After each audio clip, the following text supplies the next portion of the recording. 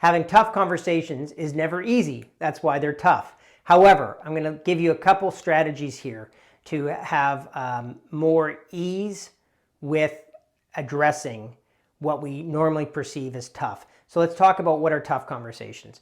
Definitely if people are not performing, or there's some behavior or there's some discipline that you need to coach people through, that can be a tough conversation. Dealing with somebody that you perceive who's against you as a leader or undermining you as a leader, who they're not on board with your direction or your vision as a leader, that often is a tough conversation to have. Obviously, firing somebody or letting somebody go or downsizing, those are tough conversations. So there's some part of tough conversations as a leader that, as they say, that's why we're paid the big bucks to have. And I would start with bringing a sense of compassion for yourself and a compassion for the people that you have conversations with to start with. What do I mean by compassion? I mean, understanding that sometimes you will find conversations tough because they are. Some of them are difficult because they are. So don't try to make them easy. Don't try to find a silver bullet, right? But just bring an awareness for yourself. Yeah, I'm about to have a difficult conversation for me. And just by the acknowledgement of that, we can let go of some of the bravado perhaps, or whatever strategy we have to protect ourselves. And we can be a bit more vulnerable to have tough conversations with other people. And then when I go into a tough conversation, I can say, this is not an easy conversation for me. If that is authentic, I may just share that with a person. However, this is the second part of it, have compassion, but stand in your commitment for the resolution of whatever it is you're dealing with. So I am committed that we find the right path forward that works for both parties.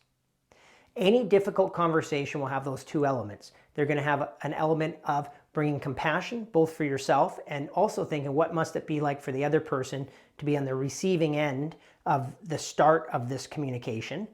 And at the same time, don't back down from your commitment that why you're having a tough conversation must only be against the background of performance, of high expectations, both for the person you're coaching and for the organization that you're leading, right?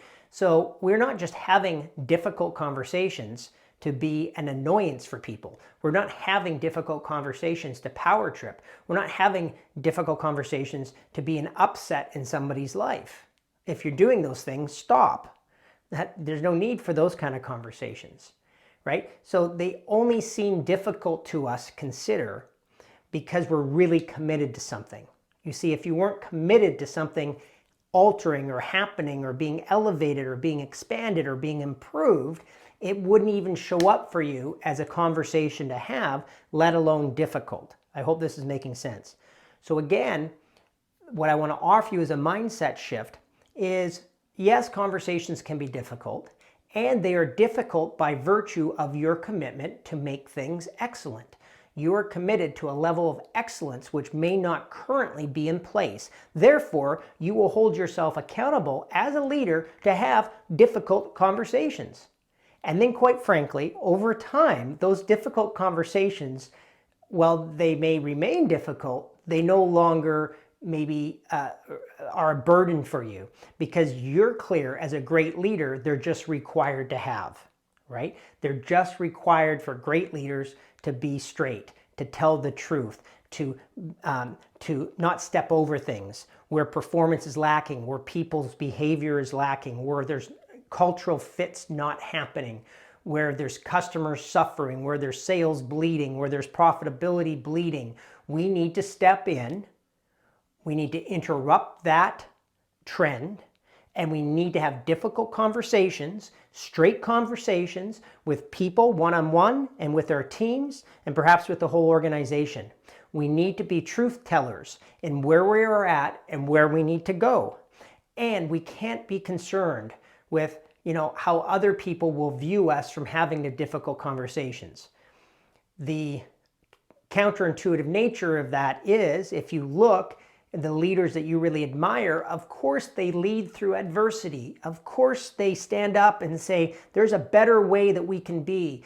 There's more that we can give, right? There's more that we can bring as a team. There's a brighter future possible. And those leaders step up in times of crisis, and they step up in times of need, and they stand up in times of turmoil. And that's no different than you as a leader of your organization, for sure. I mean, if you don't step up and say those things, who will? So you and I live, we find our self-expression, we find our vitality, we find our creativity, we find our leadership style by stepping into tough conversations. So the takeaway here is, look for yourself. See if you can shift the context of, how you view tough conversations. First of all, they are part of the job as a leader or coach. Deal with it, right? Embrace it. Embrace those tough conversations. Look for the tough conversations. Enjoy the tough conversations. It doesn't make it easier.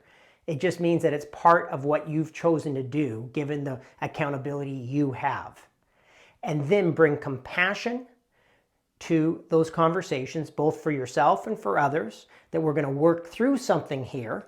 And what may be a difficult conversation maybe won't be that bad because we're committed to the bigger game. So the second piece is stay present, stay connected to your bigger commitment, to the customers winning, to the company winning, to the profitability winning, to that other individual winning.